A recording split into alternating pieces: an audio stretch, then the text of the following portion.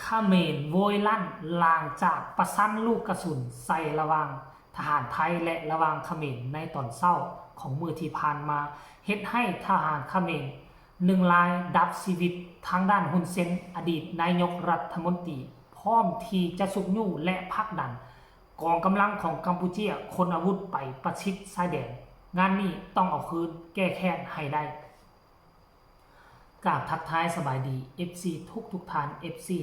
ทุกคนมาพบมาพ่อกับค่อยในคลิปนี้เป็นซ่องความเชื่อความตึงเครียด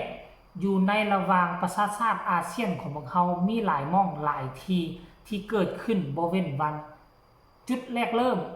ก็คืออยู่ทั้งภาคใต้ของไทยและก็ภาคเหนือของมาเลเซียจุดนั่นเป็นจุดบอดซักกันตลอดปีตลอดชาติซึ่งความอาจสามารถของทหารไทยเบิ่งแล้วก็คือให้ความอาจสามารถปานนั่นบอกให้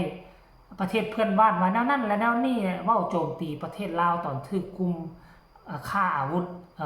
กลุ่มฆ่ายาเสพติดเข้ามาโจมตีฐานทหารลาวบอกว่าลาวเฮาให้ความสามารถเรื่องซ้ำนี่ก็ไปเฮียนเวียดนามเอามาช่วยแต่ตนเองเกิดขึ้นมา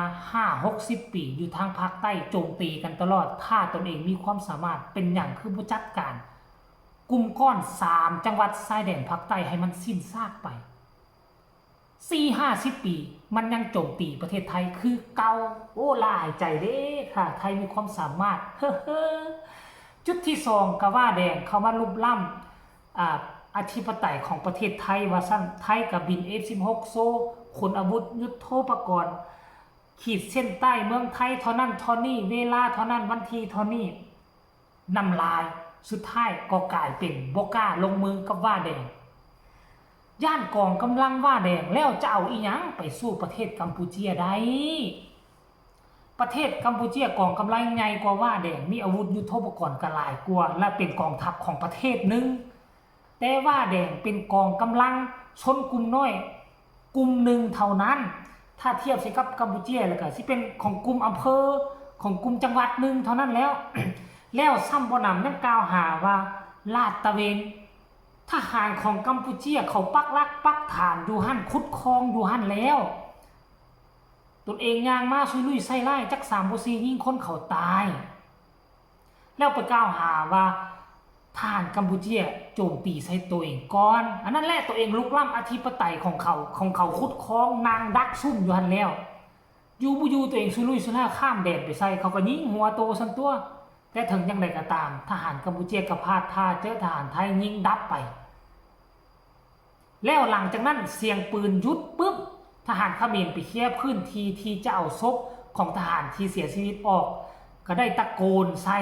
ห้องใส่ทหารไทยอยู่ทางด้านลุมทหารไทยทำอีกก็บ่ยอมเข้ามาเจอ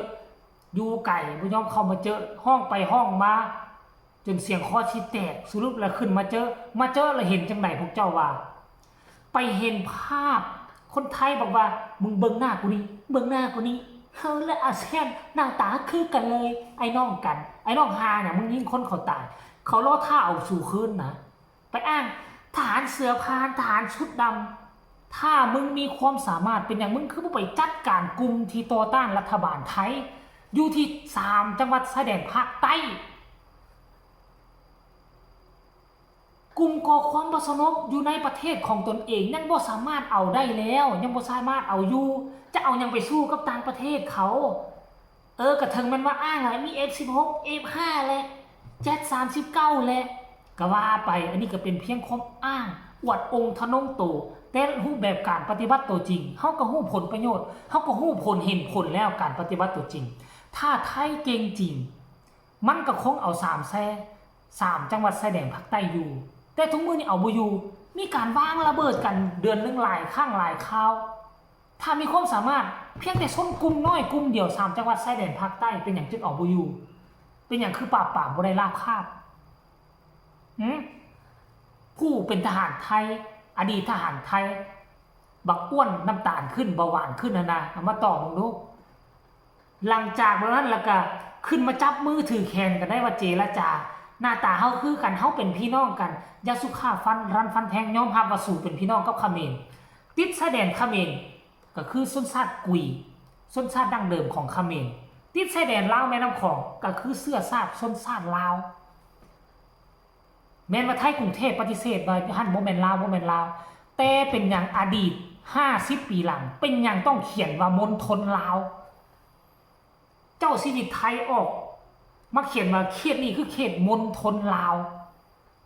ถ้าบ่แม่นดินแดนลาวไปเขียนว่ามณฑลลาวเพื่อหยังแต่หลังจากนั้น50 ปีผ่านมาก็คือบ่อยากใช้คำว่าลาวเขาฮู้อนาคตว่าปัจจุบันในโลกโซเชียลย่านว่าดินแดนนี้ตัวเองยอมรับว่าเป็นของลาวก็เลยเปลี่ยนคำว่าลาวมาเป็นว่าอีสาน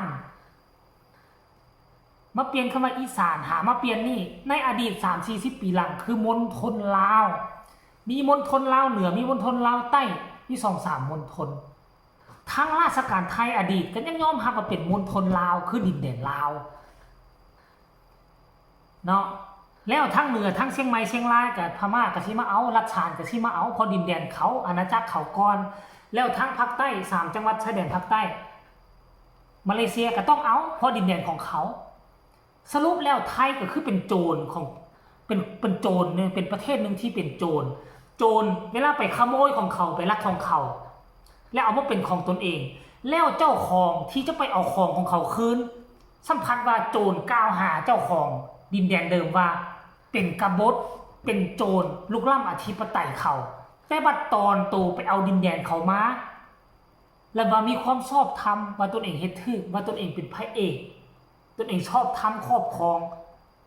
สรุปแล้วมันเป็นแล้วนี่โลกประชาธิปไตยลูกแลนตีนมือของอเมริกามันเป็นแล้วนี่มันอเมริกาก็เช่นเดียวกันเจ้าของประเทศไล่หนีออกจากซีเรียนะไล่หนีบ่อยากให้อยู่นะยังหน้าด้านหน้ามึนอยู่แล้วครอบครองบ่อน้ำมันของเขาบ่หนีไปใส่ทั้งที่เจ้าของประเทศบ่ได้เชิญเจ้ามาแต่ว่าตัวเองเฮ็ดถูกต้องไหมลุกล้ำประเทศของผู้อื่นเอาน้ำมันของเขาไปขายอเมริกาเป็นชั้นใดประเทศไทยก็เป็นชั้นนั้น